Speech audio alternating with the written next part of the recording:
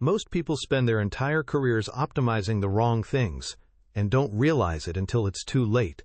They focus on working harder, honing their skills, or just hoping they're in the right place at the right time. To be fair, all of that does matter.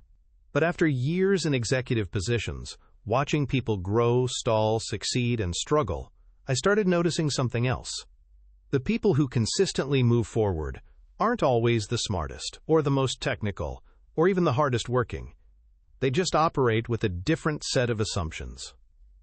In this video, I want to share 8 lessons I wish I had learned much earlier in my career. Lessons that changed how I think about work, leadership, and progress.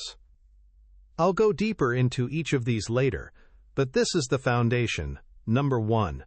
Communicate effectively.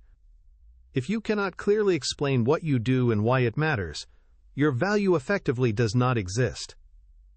That sounds harsh, but it shows up everywhere. I've seen highly capable people get overlooked simply because their impact wasn't visible, while others, sometimes less capable, were perceived as more valuable because they could articulate their work clearly. At some point, it stops being about effort and starts becoming about perception. If you don't define your value, someone else will define it for you, and not always in your favor. Communication is one of those skills people assume they're okay at, but it's far more nuanced than that. Who you're speaking to, what they care about, and what outcome you need all change how you should communicate. It's something most people underestimate, and it's worth understanding deeply. Number 2. Your best person may also be your biggest barrier. Almost every team has that one person. The reliable one. The experienced one. The person everything seems to depend on. And sometimes, they really are the reason things work. But there are also times when that same person quietly becomes the reason things can't change. What makes someone effective in one phase, deep expertise, strong opinions, ownership, can, over time, turn into rigidity.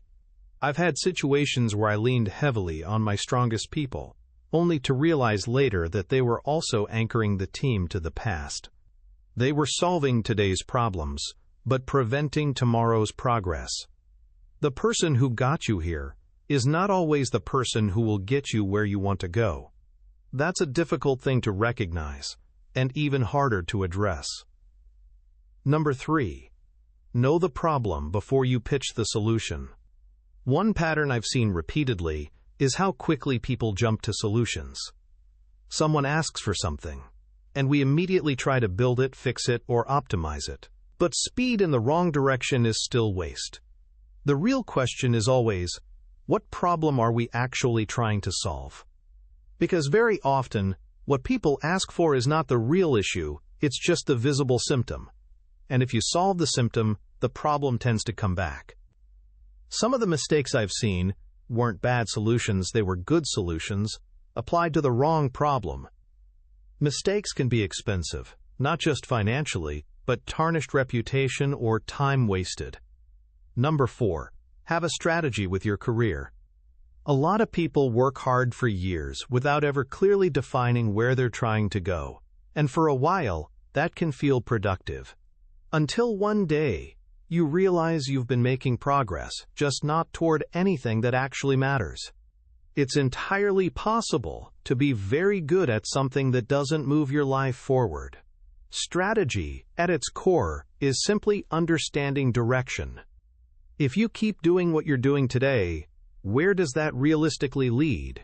And if that answer doesn't align with where you want to go, then something needs to change. It sounds simple, but very few people actually take the time to think this through. Number 5. Work for the right boss. This is one people tend to underestimate. Your manager has an outsized impact on your career, often more than the company itself. A strong leader can create opportunities around you, advocate for you, and accelerate your growth. A weak one can limit your exposure, your development, and even your confidence. And the difficult part is that this isn't always obvious right away. You have to pay attention to how they operate, how they make decisions, and whether they're truly invested in your growth. Because over time, who you work for matters more than most people realize. Number 6. Make your efforts count. There's a difference between being busy and being effective. And a lot of people spend entire careers confusing the two. You can fill your day with meetings, updates, tasks, and still end the day feeling like nothing meaningful actually moved forward. That feeling usually isn't wrong. A lot of people are exhausted, not from meaningful work but from doing things that don't matter. Because activity creates the appearance of progress, but it doesn't guarantee impact. Real progress often requires stepping back, questioning what you're doing, and asking whether it actually matters. That's not always comfortable, which is why many people avoid it. Challenge your actions. Ask yourself if what you are doing aligns with your strategy. Does this task add any value? Are there better ways to do this? What's the outcome this task is supposed to provide? Number 7. Who you reward becomes your culture.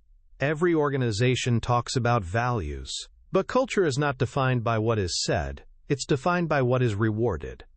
What you reward, financially or verbally, will incentivize your team to behave a certain way. Your team sees who gets promoted, who gets trusted, who gets recognized. Those decisions tell people what actually matters. If politics gets rewarded, politics spreads. If ownership gets rewarded, ownership spreads. And over time, those decisions shape everything. People don't listen to what you say nearly as much as they watch what you do. So think about the message you are sending out the next time you reward a certain behavior. Reward those individuals who exemplify the culture you want to build. Number 8. Build depth before breadth. There's a lot of emphasis today on being well-rounded and having a broad skill set. And there is value in that. But depth is what builds credibility. Being truly strong in one area gives you something most people don't have: judgment. It allows you to recognize patterns, understand trade-offs, and know what good actually looks like. And from there it becomes much easier to expand outward. But without that foundation, it's easy to stay at the surface level of many things without mastering any of them. These are some of the lessons I've come back to repeatedly throughout my career. Not because they're theoretical, but because I've seen how often they show up in real decisions, real teams, and real outcomes. There isn't always a perfect answer, but if you start asking yourself these kinds of questions more consistently, you'll begin to see work differently. And over time, that difference in thinking compounds, quietly but permanently. If you enjoyed the video and would like to hear more stories and lessons from the executive world, let me know in the comments. There's a lot more to explore. Thanks for watching, and I look forward to continuing the conversation with you.